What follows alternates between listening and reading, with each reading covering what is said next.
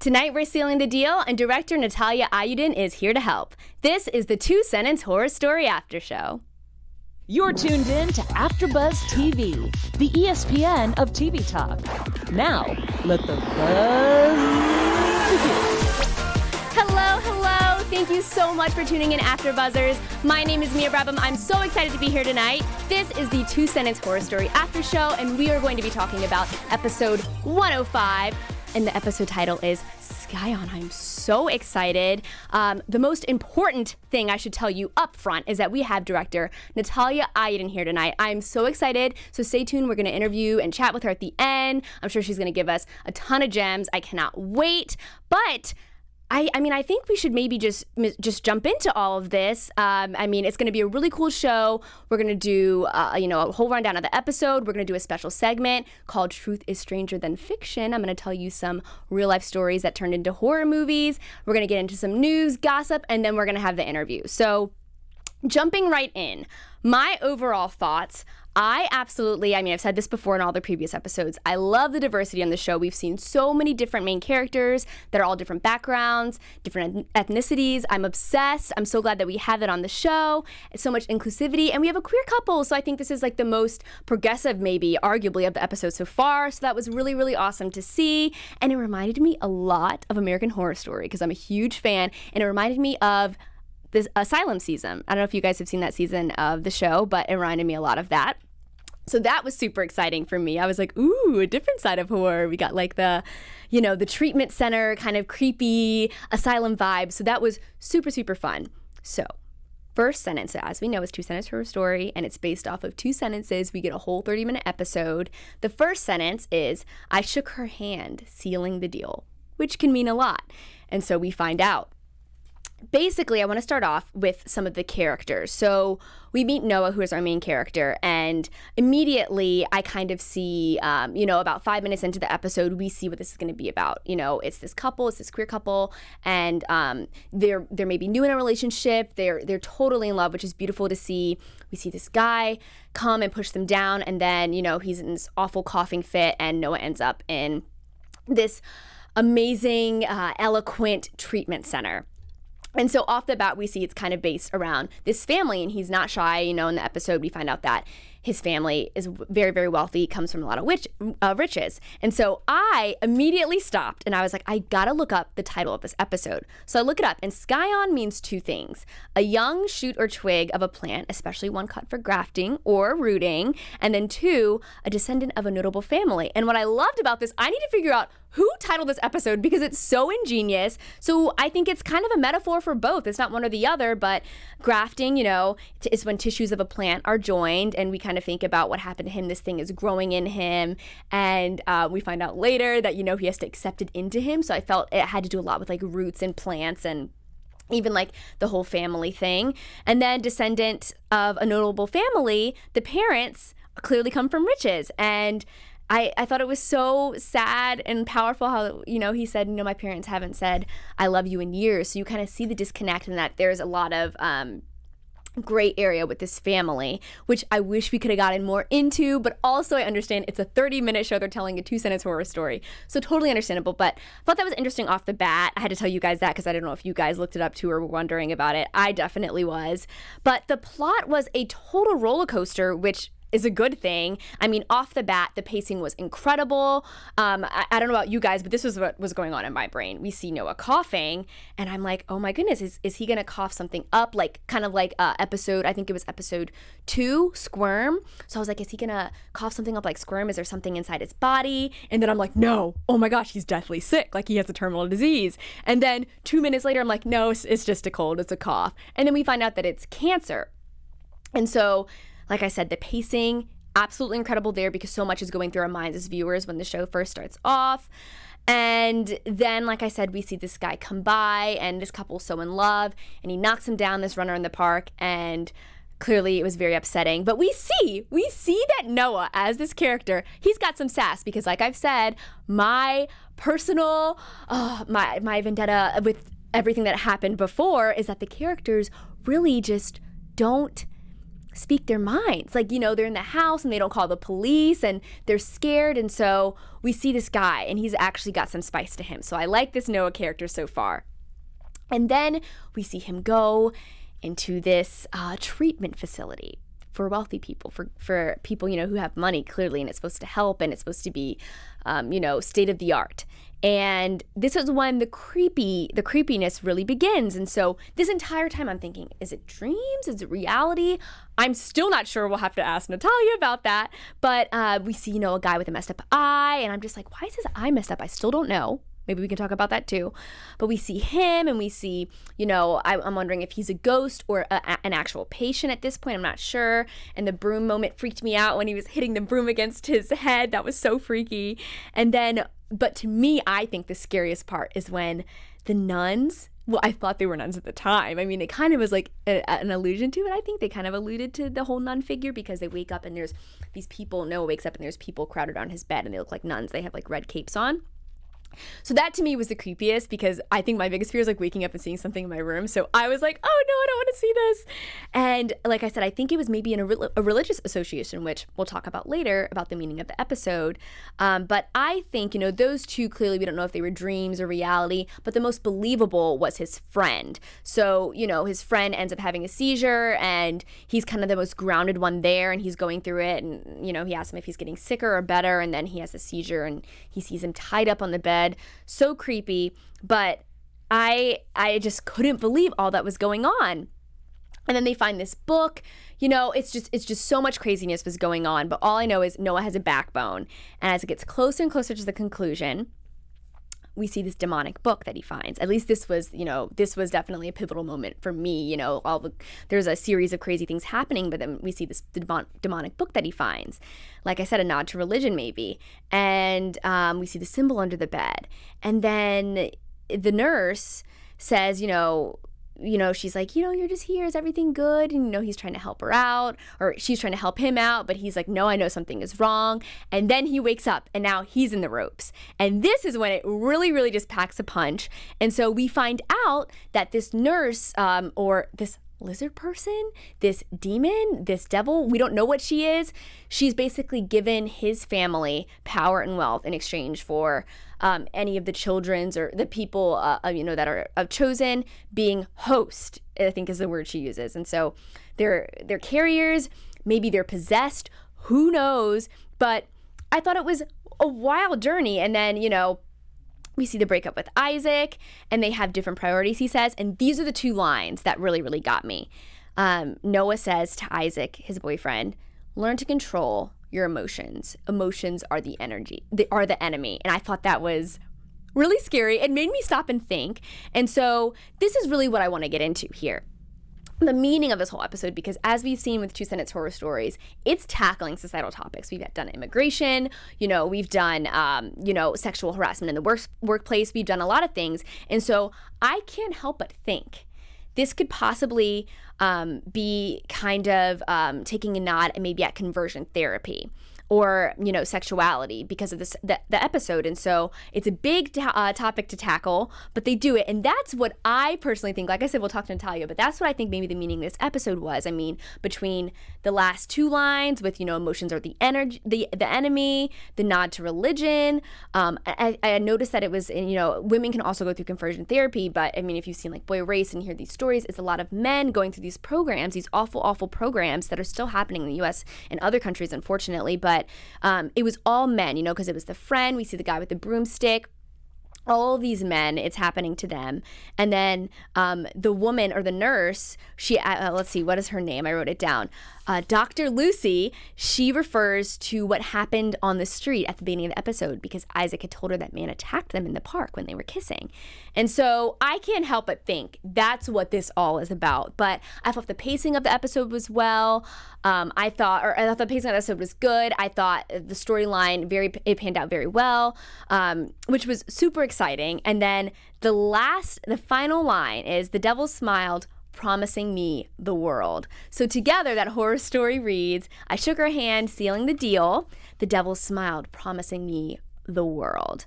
And so I don't know about you guys. I don't know if you've seen Sabrina, the Chilling Adventures of Sabrina on Netflix, but it kind of gave me those vibes as well as, signing a deal with the devil.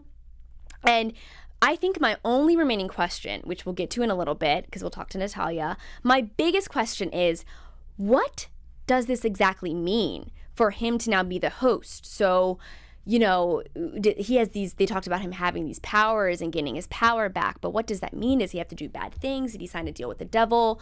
Does he have to carry out awful acts? Does he become a different person? Does he have to, nix all his relationships? So I'm just curious what that means. It's only 30 minutes, so they can only do so much in a show, but it's so good that we have all these questions, like we want to know what happened. So that is basically the overview of the episode before we get into all this fun stuff. But before we move on to that, I have a message for you guys. I just want to say thank you so much for watching AfterBuzz TV. I mean, it means so much to us here. You guys make us the ESPN of TV talk. We're able to, do any genre you want, not just horror, but we have comedy, we have drama, we cover every network, every platform out there, all for you guys to have a space to come and talk. Because, sometimes you watch a show and your friends don't like it, or sometimes all your friends like it. And it's so fun to get to meet people, who watch these shows. I talk to people all the time in the comments, and to be able to do that means so much to us. So if you can, to keep AfterBuzz going, if you could just like us on YouTube, subscribe to us, hit that bell notification so every time you get a new video, a 2-sentence horror story episode. And then, of course, rate us 5 stars on iTunes. It means so much to us. So again, thank you for watching. We're so excited to have you guys here. And hey, let's get on to the rest of the episode. So we ran through all the episode, but now I'm so excited to present to you a special segment, and I've titled it, Truth is Stranger Than Fiction. So in this special segment, before we've done Truth or Scare, but in this special segment, I'm going to be telling you about a horror movie, or I guess a true story that was actually converted into a horror movie. And I chose one that I didn't know this was a true story. I mean, I always assumed, it was based on something or inspired by some sort of true events, as horror stories and most films usually are. It's based on personal experience or, your scary imagination. But this one, I did not know that this was a true story. So I found this on Mental Floss. The article is titled 9 Horror Movies Inspired by Real Life Events. And basically, Nightmare on Elm Street, which is one of my favorite slasher movies of all time. It was actually, I don't know if you know what it's about, but it's a supernatural killer, which is Freddy Krueger, and he's passed away. He's not really a supernatural figure because he was like a creep, and then he died in a fire. And he stalks his prey while they're sleeping and then kills them in their sleep, so these people are scared to go to sleep. So Wes Craven based this actually on a series of newspaper articles from the Los Angeles Times about a strange phenomenon where young Asian refugees would mysteriously die in their sleep. So this is a real life happening. And it was reported that they would refuse to sleep. They had terrifying nightmares, and they all led to death. And so the craziest, that's crazy in itself. The next craziest part about this is that, according to Craven, the papers, the Los Angeles Times, never even correlated all these events. So these 3 deaths that happened with the same exact event surrounding them with these nightmares, they didn't even say, well, we had one last month that this happened to a few years ago. So Craven correlated them himself. He must have been an avid newspaper reader. And he basically found out that they all belonged together. They might be a string of events. So to go deeper into this, he said, this is the actual story in quotes from one of the people that it happened to. He said, "You don't understand. I've had nightmares before. This is different." And he was given sleeping pills by his family, but he didn't take them, and supposedly he just stayed up. They later found a coffee. He had a coffee maker in his closet to stay up, which is totally wild.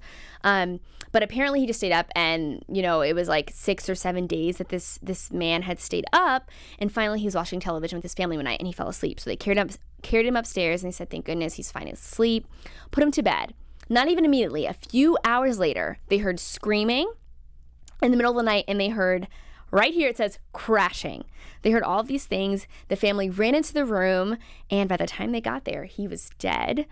And they had an autopsy performed, and there was no heart attack. He had died for unexplained reasons. So there you have it. That is a real life horror story that was transformed into a scary movie called Nightmare on Elm Street. wild, am I right? And so next, we'll get on to news and gossip. I'm so excited because we haven't done news and gossip yet for the show. I was waiting for some articles to come out, for some good reads for you guys to, give you some updates on the show. And I'm really excited to present this article. It's a 1428 Elm article, and actually my good friend from home, shout out to Maddie Lennon, we grew up in Virginia Beach together, she wrote this article, which is wild. So basically in this article they interview one of the cinematographers from the show, Guy Pools, and they asked him what initially intrigued you about a project like Two Sentence Horror Stories. And I found out he worked on the digital version because, as you guys know, I mentioned in the first episode, this was a digital series and they made it into into TV. So Guy Poole said, I'm a huge fan of the anthology format for one. The ability to tell a story in its entirety within a single episode is incredibly satisfying from a visual standpoint. You get to design a visual arc for the narrative that's far more pointed and direct, as the shorter runtime only allows room for what is absolutely necessary to tell the story. I have such a love for short films, and it saddens me that they're so often overlooked as a medium. A show like Two Sentence Horror Stories is really able to take what's so effective about the nature of filmmaking and then open it up to a larger audience. And I agree. I didn't really think about this. Short films are kind of overlooked, and short form series are as well. And I think we've kind of had this golden age of short form, which is exciting. And this show is taking things that they haven't really done before. Commentary on society, horror, short form, and putting it all together and just punching a story in. And that leaves questions, but the best pieces of art leave some questions unanswered and leave some loose ends. So that's really, really exciting. I hope you guys enjoyed that little piece of information from Guy Pools. And finally, we are here. We made it. I am so excited to be interviewing Natalia Iyudin, who is the director of this episode, Scion. I'm so excited.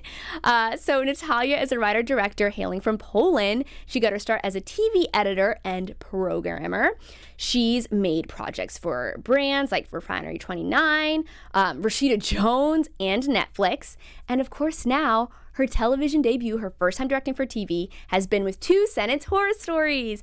And just so you guys know, a nugget of information, this is not her first episode that she's directed. She's also directed the episode, which was, I think it was the first one, Gentlemen. So welcome, Natalia. Congrats on your TV debut. How freaking cool. How are you? I'm very, very happy. Oh my gosh, I'm glad. The two episodes that you mentioned, it was quite a journey and so much fun. They're so different, and I am excited because they aired tonight. Scion had its premiere, but then Gentlemen, the season opener, was repeated right after us. So it was kind of like my night. I'm really pumped about that. Wow, did they plan that? Yeah. Did they plan that?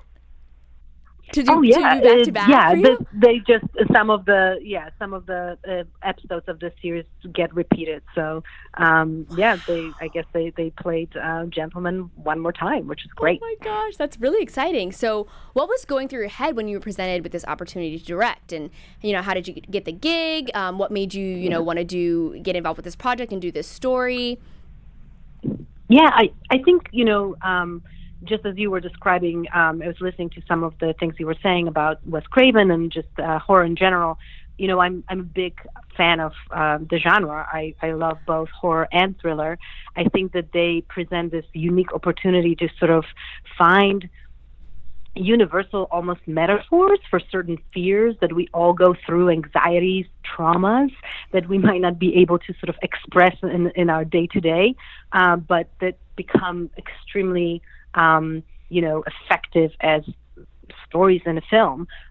So that I think that's a lot of freedom for a filmmaker who likes to, experiment and sort of, play with emotions that I think horror allows you to do. Wow, yeah, that's awesome. I totally agree. I say that on the show all the time. So what goes exactly into the process of directing horror in general? I mean, because you've done other, you've done marketing pieces, you've done a lot of different genres. So what goes specifically into the process of directing horror? Yeah, I think, a big part of it is that you have to understand what will be some of the components of the story you're working with that will generate the scares, right? So, there'll be certain things depending on the subgenre you're working with that you have to kind of really hone in on.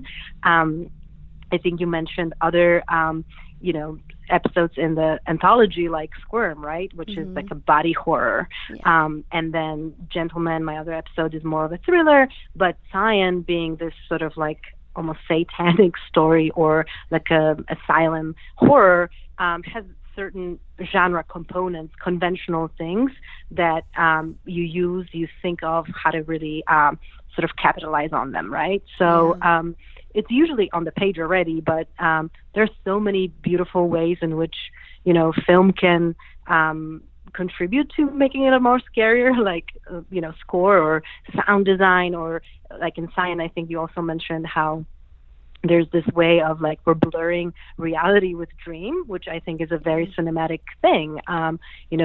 Movies in so many ways are like dreams. So I think horror really helps you work with that. It's a nightmare, and it's just as close to cinema as it can be.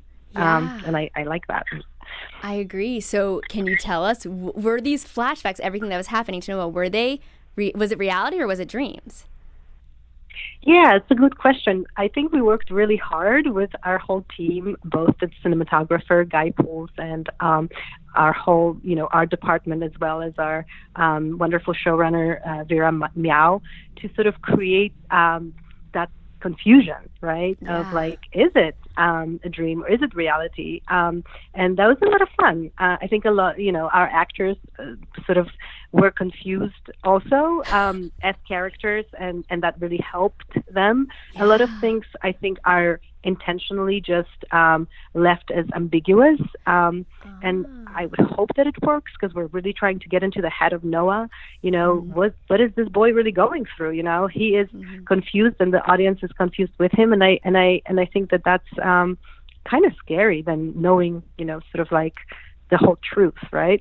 Yeah. Yeah, and you said that it's ambiguous, and I wanted to ask you about this. So clearly we see it's an entity. I came in tonight thinking it was a demon. Like, I think he was possessed by a demon. But then our producer Jonathan was like, no, it's a lizard person. So it's just funny to me how ambiguity plays so much into horror. So I wanted to ask you, do you prefer when the entity in horror is ambiguous, or do you like when it's a specific monster or ghost, or was it challenging to direct because it was so ambiguous? Yeah, it's a great question. You know what? I think that actually in this case, I like when it's clear. And I think to me, it was the way I approached it and the way I was kind of working with that cast was that it was actually the devil, while obviously we have the lizard eyes and it's the beast, sort of really scary kind of representation of evil. In my mind, somehow it was just sort of maybe not a religion representation of the devil, but whatever it is that is the purest evil, right? Whatever it is that the audience can personify in their heads as the thing scared of, that is going to devour your soul. That I hope Dr. Lucy represented. Yeah, she was terrifying. That I loved the close up on her face when she just like, it was after he confronted her, and she just the smile turned to like a very stoic face, and I was like, I'm terrified. But speaking of the purest form of evil, what do you think, since this is only 30 minutes, you have 30 minutes to make this incredible story, past that point of the end of the episode, what actually is Noah capable of? In your head, did you think about, afterwards, what he could possibly do with these powers or with this evil that's now in him? Or if you had to guess, what would you say? Yeah, I mean, I think that we sort of, when we just were talking about the episode and the way I sort of envisioned it or understood, even in terms of the writing of it, is that this boy essentially gives up the ability to feel, right? So he thinks, as she's offering this incredible power to him, that he was going to be able to be just fine, and Isaac, the love of his life, is going to be great, and he'll save him. But what he doesn't know is that he won't be able to feel love anymore, right? So with all this perfection, success, money, everything that awaits him, being obviously part of this super privileged family, there's the main thing he's losing. He's losing his soul, and he's losing his ability to love, right? So, but to answer your question specifically, I think that you're absolutely right. He has the superpowers of being able to feel no pain, right? No confusion, no more weakness. Throughout the episode, he's a very vulnerable character, and sometimes uncertain, right? Without Isaac, he feels a little weak. And so he's going to lose all of that and be the top of the world type of kid, that can do it all, but without vulnerability and without the sensations inside his heart. He's kind of, empty. Yeah. And unfortunately probably very unhappy, but I don't know if he can ever feel unhappiness. Yeah, because if you can't feel, pain or unhappiness, you can't also feel the other extreme of that, happiness, all that other stuff. Wow. That's wild. Yeah. I never even thought about that. But so, I kind of said it. What I love about horror is that there's so many interpretations, and anybody could easily be wrong because, it's your vision, or everyone may have a different interpretation. I can easily be wrong, but I was like, is this maybe a nod to conversion therapy? Was there any talk of that, or did that cross your mind, or was it more just a pure possession kind of piece? Yeah, I think it just naturally went into that realm of potentially being a metaphor for it. I think that we all who are working on Scion, especially those of us and crew and cast that sort of see ourselves as queer, we saw this as a metaphor for any type of intervention when you are trying to change an individual that's their own person into something that should be.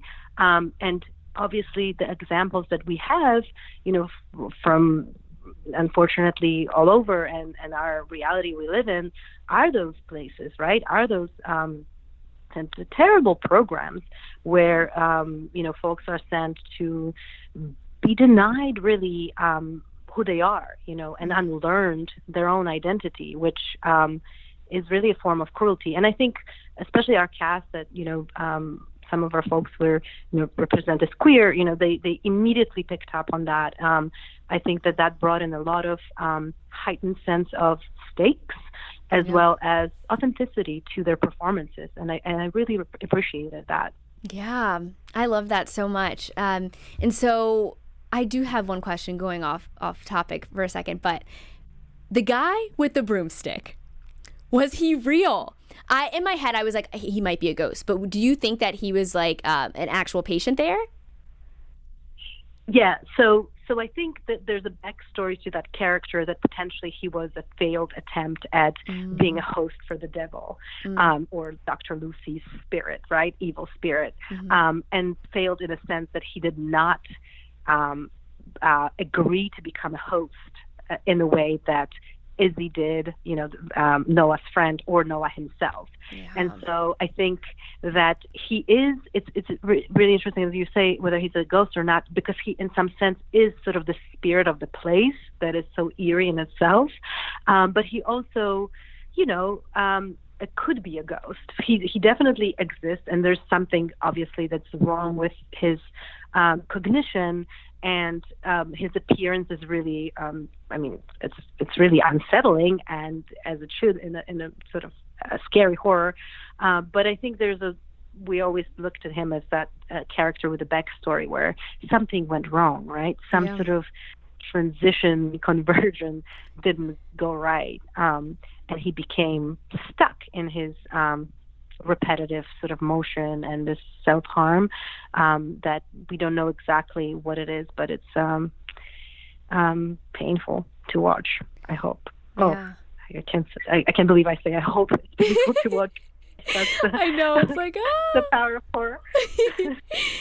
So you said it yourself, tonight you had both of your episodes air on TV. back to back, which is amazing. Congratulations. So I'm not going to make you pick a favorite. That's the worst thing you can do to someone is say, pick your favorite. But I will say, did one or the other resonate with you more in some sort of way that made it, special to you? Yeah, I have to say that I was really lucky that both episodes had wonderful cast. And as a director, I feel that that's my biggest asset, right? Great actors, they come in with their vulnerability and their amazing skills and bring your vision to life with their emotions, with their hearts, with their bodies.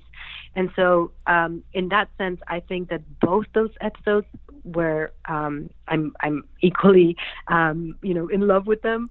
But in terms of just the story being a little closer to my heart, I think it is Scion, because it had a certain aesthetic or allowed for an aesthetic that is just naturally close to just what I like to do.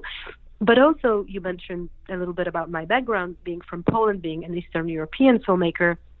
I think that there's a certain sense of being imprisoned that comes from the sort of my background and even having sort of grown up behind Iron Curtain and understanding what it means to live in a world that has no democracy makes those themes a little more familiar. So I felt like I could express myself slightly better in there.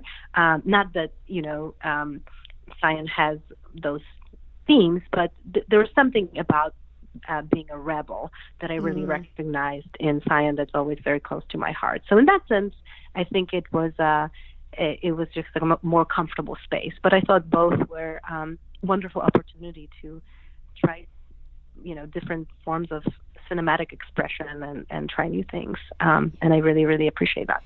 Yeah, Noah was a fiery one. I loved that. That was great. Because like I said, some of the other, a lot of the other characters in the episodes, they kind of were like, should I call? I don't know. Should I run? Yeah. So he knew what he wanted. And he was like, I love the scene when he's like, get me the nurse right now. So yes, we appreciated a strong character. And I just wanted to say thank you so much because, I was reading up on the show and I love that there's so many female writers, directors, editors. I saw a picture you posted on Instagram. There's female editors, a showrunner.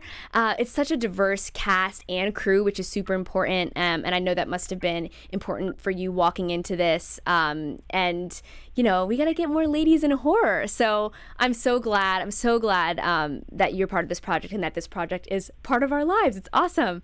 And then just one last question. So you began your career as an editor, which I did as well as a video editor, and also a programmer. And I just want to know, what is your biggest lesson that you've learned so far working in the industry?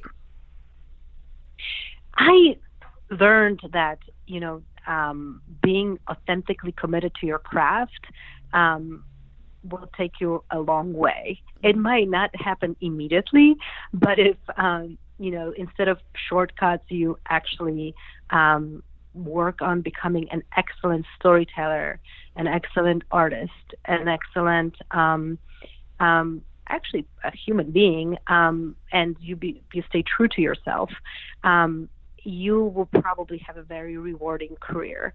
And specifically with editing, I think editing taught me a lot of patience, right? Because it's a lot of many hours in solitude and, learning how to be a great storyteller and sometimes having so little to work with and often, dealing with a lot of egos and having to work with all kinds of people gives you a lot of humility and a sense of healthy distance to what we actually do as storytellers. But I would hope that the passion stays, because without it, I don't know if you can, do great work. And that's certainly the lesson from the edit room to set, I guess. But you know what I mean. Yes, of course. Well, thank you, Natalia, for your passion and for this episode. It was absolutely wonderful. Where can people find you on social media, your website? What projects are you working on? Tell us everything that we need to know. Awesome. Yeah, I am on NataliaIyudin.com. That's my website, where you can see some samples of my work that I feel, most stoked about. That's Natalia Iyudin, IYUDIN.com. And then same really is Instagram, and connect, follow me. The projects that are coming are many.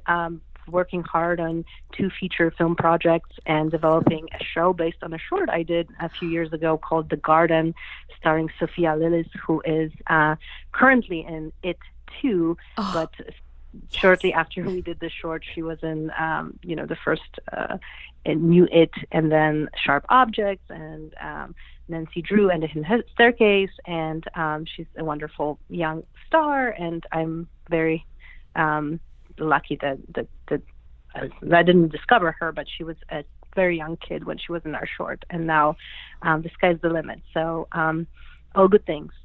Oh, that's amazing. I'm so happy for you. Thank you again for telling us, everything about the episode and everything about your craft. We appreciate all you do. And thank you guys for tuning into this show. We're so amped that you come back each and every week to support the show and to watch us. So thank you again. My name is Mia Brabham. I was your host tonight. You can find me on Instagram at yours truly Mia. You can find me on Twitter at hotmessmia. And I also love the comments. I'm sure Natalia will too. See all the comments below and comment and say hi. Can't wait to talk to you guys. Thank you again for watching, and see you next week. Bye. Our founder, Keven Undergaro, and me, Maria Menounos, would like to thank you for tuning in to AfterBuzz TV. Remember, we're not just the first, we're the biggest in the world, and we're the only destination for all your favorite TV shows. Whatever you crave, we've got it. So go to AfterBuzzTV.com and check out our lineup. Buzz you later. The views expressed herein are those of the hosts only and do not necessarily reflect the views of AfterBuzz TV or its owners or principals.